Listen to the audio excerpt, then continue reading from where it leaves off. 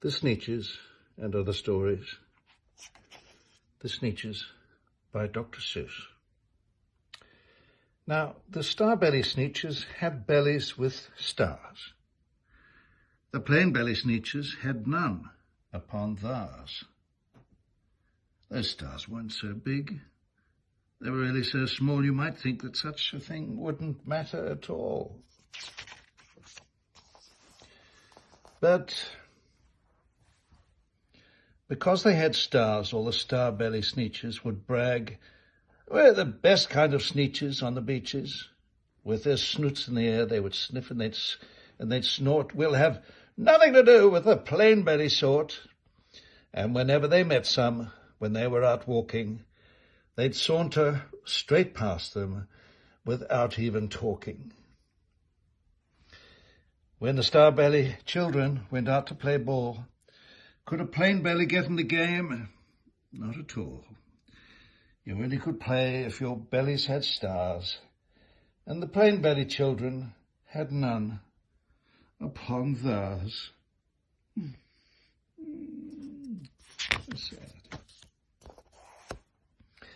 When the star-belly Sneetches had frankfurter roasts, or picnics, or parties, or marshmallow toasts, they never invited the plain-belly Sneetches. They left them out cold in the dark of the beaches.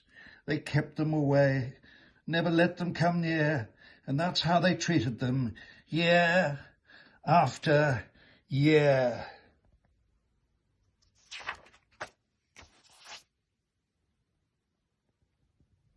When one day, it seems, while the plain-belly Sneetches were moping and doping along the beaches, just sitting there wishing their bellies had stars, a stranger zipped up in the strangest of cars. "My friends," he announced in a voice clear and keen, "my name is Sylvester McMonkey McBean, and I've heard of your troubles. I've heard you're unhappy, but I can fix that. I'm the fix-it-up chappie. I've come here to help you. I have what you need, and my prices are low. And I work at great speed, and my work is 100% guaranteed."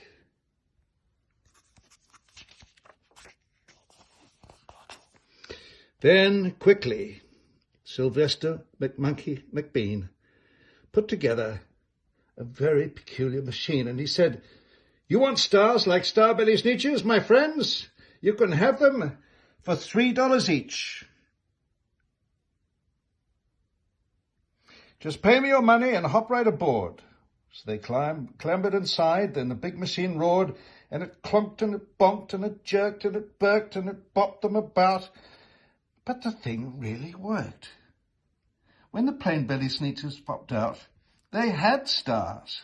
They actually did. They had stars upon theirs.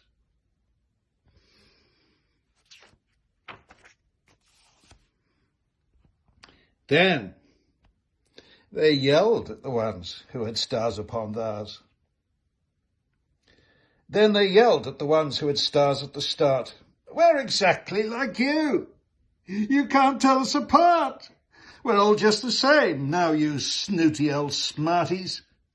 And now we can go to your frankfurter parties." "Good grief," crowed the ones who had stars at the first. "We're still the best Sneetches, and they are the worst. But now, how in the world will we know," they all frowned, "if which kind is what, or the other way round?" Then up came McBean with a very sly wink, and he said, "Things are not quite as bad as you think. So you don't know who's who. That is perfectly true. But come with me, friends. Do you know what I'll do?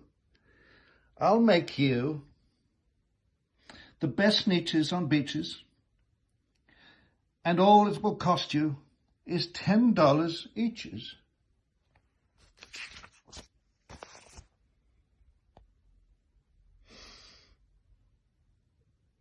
Belly stars are no longer in style, said McBean. "What you need is a trip through my star-off machine. This wondrous contraption will take off your stars, so you won't look like sneetches who have them on theirs." And that handy machine worked very precisely, removed all the stars from their tummies quite nicely.